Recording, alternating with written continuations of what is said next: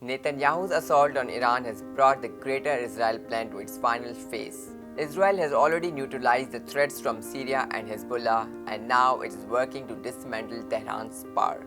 The recent Israeli aggression also enjoys Washington's full backing. The US cannot tolerate the existence of any powerful Muslim country in the Middle East.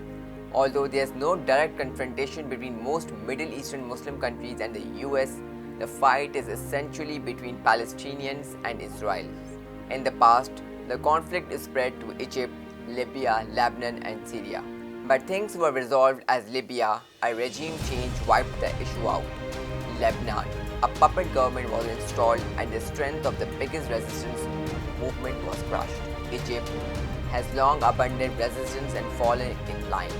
And now only Tehran remains, and Israel is acting against it out of fear that it might become a nuclear power.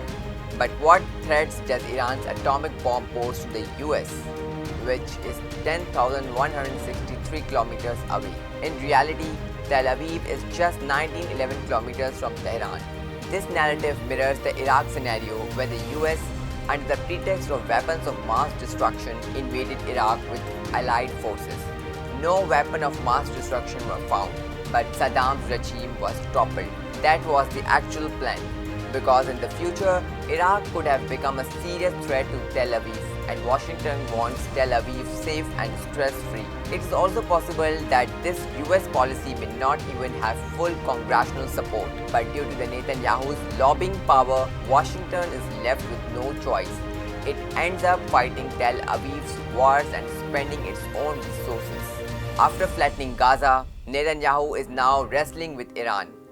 In this war, alongside America and Western countries, India is also one of Netanyahu's key allies. After the first attack on Iran, Netanyahu made his second phone call to Narendra Modi, highlighting their deep collaboration in planning moves against Muslim countries. There have been reports of Indians being arrested for spying on Iran. The Indians residing in Tehran are acting as Netanyahu's tools against the ruling Iranian regime. Even though there are limited Indians in Tehran, in Arab countries their numbers are in the millions, many holding influential positions.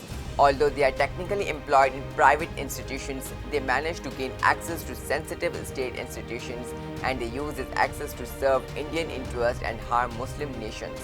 After this ongoing military crisis, Iran was likely to conduct a thorough review of Indian citizens living in its territory.